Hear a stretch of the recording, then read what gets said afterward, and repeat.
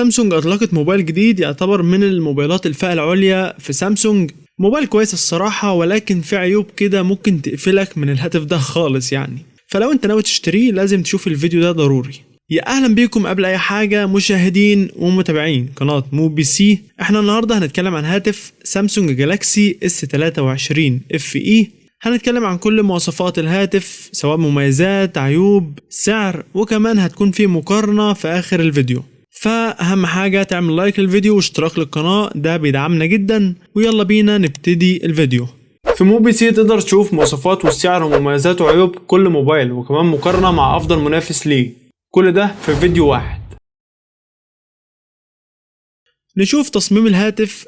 كالعادة تصميم الهاتف هنا حلو وغريب كده شوية، يعني الأطراف بتاعته منحنية كده غريبة، بس حقيقي أنا شايفه تصميم شكله مميز وحلو. يعني هو شكل الكاميرات يعني اتعمل قبل كده حاجة مش مميزة، ولكن تصميم الهاتف والانحناء اللي فيه كده مديله شكل مميز الصراحة. هي وجهات نظر في الآخر. خامات الهاتف هنا بتيجي من الإزاز مع فريم من الألمنيوم. طيب خلينا نشوف الشاشة هنا بتقدم ايه. والشاشة هنا جايب حجم 6.4 بوصة بجودة فول اتش دي بلس وبدقة 2340 في 1080 بكسل مع معدل كثافة بكسلات 403 بكسل لكل انش. والشاشة نوعها دايناميك اموليد 2X ومعدل تحديثها 120 هرتز وسطوع الشاشة 1450 نتس. الشاشة هنا على فات وسعر الهاتف تعتبر ممتازة، 120 هرتز مع شاشة ممتازة من سامسونج دايناميك أموليد X2. كنا نتمنى لو كانت 144 هرتز زي الهواتف المنافسة، ولكن ده مش عيب إطلاقا. الشاشة في السعر ده هتقدم لك أداء مميز وألوان وتجربة مشاهدة تستمتع بيهم. سامسونج هنا بتقدم معالج إكسينوس 2200 اللي جاي بدقة تصنيع 4 نانو، وفي نسخة تانية بتيجي بمعالج سناب دراجون 8 جين 1، ولكن النسخة دي للسوق الأمريكي. النسخة اللي هتنزل مصر والوطن العربي نسخة الإكسينوس. معالج إكسينوس 2200 ده بيتفوق على معالج سناب دراجون 888 بفرق صغير حوالي 4%. معالج ممتاز على فئة الهاتف، موفر للطاقة بشكل كبير، كمان هيقدم لك أداء ممتاز سواء في الاستخدام اليومي، تصفح، ألعاب تقيلة وبرامج تقيلة. هيقدم لك أداء مميز عموما في السعر ده. الجهاز بيقدم نسختين، واحدة 128 جيجا مع 8 جيجا رام، والتانية 256 جيجا مع 8 جيجا رام. والهاتف ما بيدعمش تركيب كارت ميموري خارجي.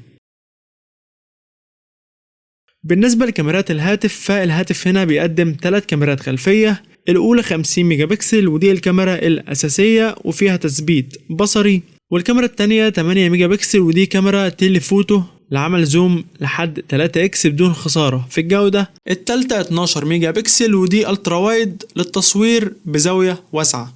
وكاميرا الهاتف الخلفية هنا تقدر تصور بيها فيديوهات بجودة 8K بمعدل 24 فريم في الثانية، وكمان بجودة 4K بمعدل 30 فريم في الثانية، وكمان تقدر تصور فول HD. كاميرا الهاتف الأمامية بتيجي 10 ميجا بكسل، وأنا مستغرب يعني إزاي هاتف في السعر ده وفي الفئة العليا دي بكاميرا أمامية 10 ميجا بكسل، مش عارف الصراحة. بطارية الهاتف هنا 4500 ملي أمبير، بطارية تعتبر كويسة وهتاخد منها أداء كويس مع المعالج الموفر للطاقة. كمان هي بتدعم الشحن السريع بقوة 25 واط، والصراحة الشحن السريع في الفئة دي كان المفروض يكون أسرع من كده زي المنافسين يعني. الهاتف هيجي باندرويد 13، بيدعم NFC ولا يدعم منفذ السماعات. منفذ شحن الموبايل بيجي من نوع تايب سي، وسماعات الجهاز لا تدعم الاستيريو. الهاتف بيدعم خدمات الجيل الخامس ومقاوم لرذاذ الماء والغبار. والوان الجهاز هم ال6 الوان، مش عارف ليه الصراحة، هم الاسود والابيض والبرتقالي والازرق الفاتح والفضي والازرق. والهاتف بيدعم البصمة موجودة في الشاشة. ولو عايز تعرف تفاصيل بشكل اكبر عن الموبايل وتقارن بين جهازين محتار بينهم، ممكن تكتب على جوجل موبي سي بالاضافة لاسم الموبايل اللي انت عايزه، وهتلاقي زر المقارنة في اخر الصفحة. وقبل ما نخش على مميزات وعيوب الموبايل ادعمنا بلايك واشتراك، ويلا بينا نشوف المميزات والعيوب. بالنسبة لمميزات الهاتف، فالمعالج كويس على فئة وسعر الهاتف. برضو الشاشة كويسة وهتاخد منها تجربة تستمتع بيها. الكاميرات الخلفية هيقدموا لك أداء كويس. طيب بالنسبة لعيوب الموبايل، فالشحن السريع كان مفروض يكون أسرع من كده شوية. الكاميرا السيلفي في السعر ده كانت مفروض تكون كاميرا قوية، يعني كنا متعودين في السعر ده سامسونج بتقدم 32 ميجا بكسل مش 10 خالص يعني. طيب دلوقتي بعد ما قلنا كل حاجة عن الهاتف، خلونا نعرف سعر الهاتف. ولكن خد بالك ان السعر في مصر وفي السعودية مجرد اسعار احنا متوقعينها، لان الجهاز لسه منزلش مصر ولا السعودية، فدي اسعار متوقعة. الاسعار دي لنسخة 128 جيجا مع 8 جيجا رام. الهاتف تم اطلاقه في الخارج بسعر $600. السعر المتوقع في مصر 22,000 جنيه. السعر المتوقع في السعودية 2100 ريال. طيب كده كويس قوي، بس انا مثلا مش عاجبني الموبايل ده. ايه الموبايل المنافس في نفس السعر؟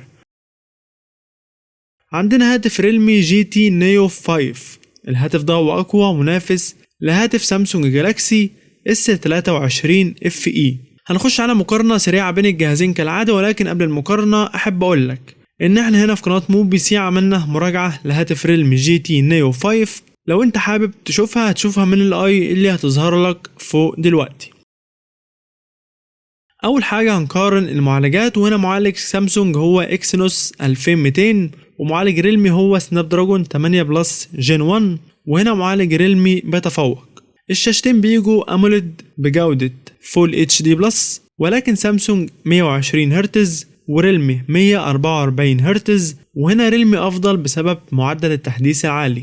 سامسونج فيه كاميرا تيليفوتو لعمل الزوم لحد 3 مرات بدون فقدان الجودة، ولكن ريلمي لا يوجد فيه كاميرا زوم، وهنا سامسونج تتفوق في النقطة دي.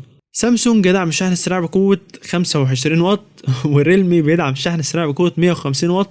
مفيش مقارنة في النقطة دي. ريلمي تتفوق باكتساح. تعالوا بقى نشوف الفرق ما بين الجهازين في الأسعار، ولكن خد بالك ان سعر سامسونج ده سعر متوقع زي ما قلت قبل كده، انما سعر ريلمي ده سعر ضمان دولي في مصر. يعني ايه ضمان دولي؟ هقول زي كل مره، يعني ناس جايباه منزلاه في المحلات من بره، جايباه من بره يعني بتبيعه في المحلات، ولكن هو منزلش عن طريق الوكيل الرسمي. سعر سامسونج المتوقع نسخه 128 جيجا مع 8 جيجا رام 22,000 جنيه. سعر ريلمي ضمان دولي في مصر نسخه 256 جيجا مع 12 جيجا رام 22,000 جنيه. من خلال الموقع موبي سي هتقدر تشوف مواصفات اي هاتف والاسعار الرسميه للهواتف، وكمان من خلال الموقع هتقدر تقارن بين الاجهزه وتعرف الجهاز الافضل ما بينهم. كل اللي عليك هتكتب موبي سي في جوجل وتخش تدور على اللي انت محتاجه. وفي نهايه الفيديو لو عندك اي هاتف معين محتاج ان احنا نعمل له مراجعه، اكتب اسمه في التعليقات.